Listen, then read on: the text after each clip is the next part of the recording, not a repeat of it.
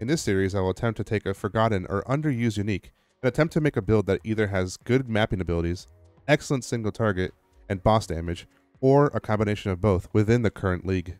Hey, Havoc Red here. Welcome to the video. Don't forget to like, comment, share, and subscribe. In this episode, I'll be focusing on Uul-Netol's Embrace, a two-handed axe that was released all the way back in 2.5's Breach League. This axe has the tag of triggers level 20 Bone Nova when you hit a bleeding enemy, and has a 25% chance to inflict bleeding when hitting cursed enemies, as well as fairly high physical damage per second. However, this weapon comes with a downside of 25 up to 30 reduced attack speed.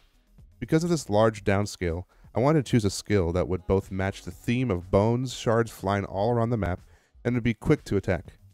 I am focusing this unique around Lancing Steel. Cyclone would probably be a better choice overall, but all roads lead to Cyclone, and I wanted to choose the path less traveled.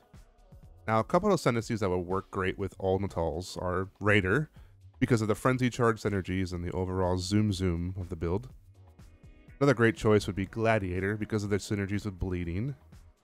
However, I went with Deadeye, because of the interactions with projectiles, which both Lancing Steel and Bone Nova are. The Forever Tailwind, which also grants 8% free attack speed. Originally, I went with the new Deadeye ascendancy point of Rupturing, and the large notable Crimson Dance. However, I felt that the slower attack speed build would really affect the overall concept of Uul-Netols. With the Ricochet ascendancy point, it's extremely clear to see the bone shards bounce off the walls in extremely tight space maps, and the damage is noticeable. The rest of the gear is extremely budget friendly. The overall concept of this small series that I'm trying to attempt is to keep these builds at a low budget. The body armor I went in for testing was a Belly of the Beast and a Lion's Eye Vision. Both, if you have these 6 linked, goes for under 3x on trade. Belly of the Beast will provide a large boost in defensives and overall life, while Lion's Eye Visions also has decent defenses, a large life pool, a large armor pool, and provides piercing for our Lancing Steel, and more importantly, Mana Leech. The Hemophilia gloves also help our chance to cause bleeding, and adds explosion splash after killing enemies that are bleeding. Overall, they're pretty decent gloves, and are extremely cheap. The rest of the gear are rares to keep our res maxed, have a large life pool, added evasion, plus a bit of armor. I went with this talisman that I found that adds Constitution, which is a huge boost for HP, with some needed int for enlightenment to run some auras. The only item that could be a little bit expensive is this ring, which provides Poacher's Mark on it for a rare or unique enemy. Poacher's Mark will add a bit of a defensive layer, and helps proc bleeding for the Bone Nova. The gem links for the other skills are fairly similar to what you would find in a real deal Lancing Steel build, which are on screen now. The interaction of Uul-Netol's sockets is that any support gem that you put in the sockets supports Bone Nova.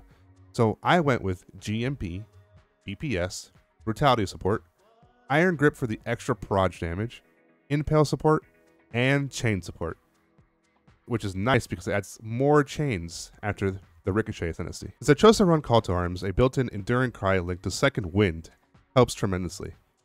Also linked to that Second Wind is Dash.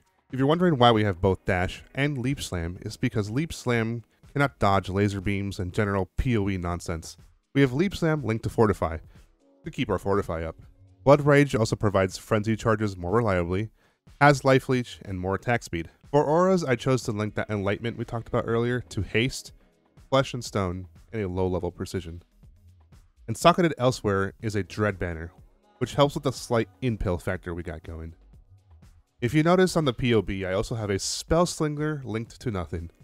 I have that bound to spacebar so I can hold it to keep Gale Force up more consistently because of the overall slower attack speed.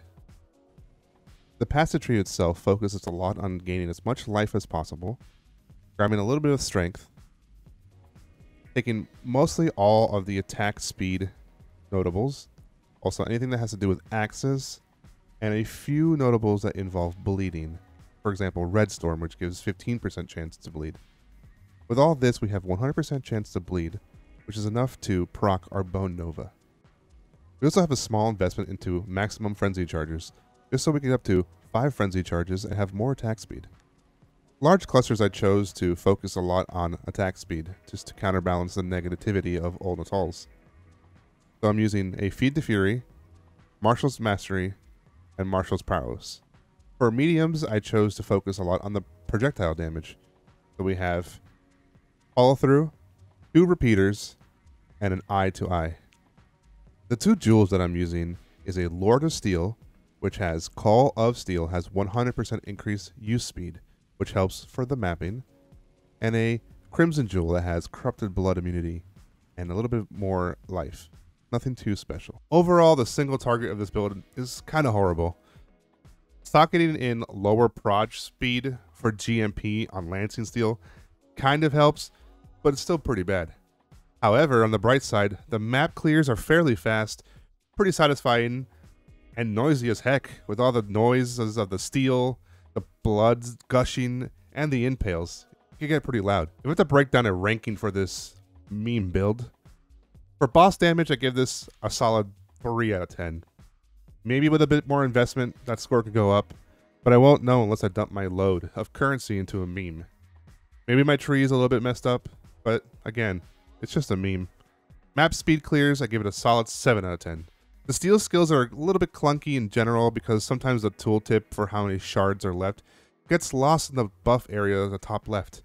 But Bone Nova helps tremendously, and it chaining all around the map, it's pretty hilarious and fun to see. Overall for this build, at this current state, as a Deadeye, with Lantern Steel, I give this bad girl a solid middle of the road, 5 out of 10. I hope you enjoyed watching this little experiment series that I'm trying to attempt. If you could make this build work better for you in Ritual League or any league in the future, please go for it and let me know your results. And if there's any other uniques that you want me to build around, or something that you've built as a unique build and you're kind of stuck, let me know in the comments and maybe I can make a series or an episode out of that. Overall, thank you for watching.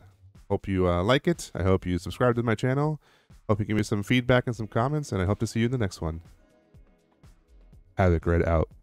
Oh yeah.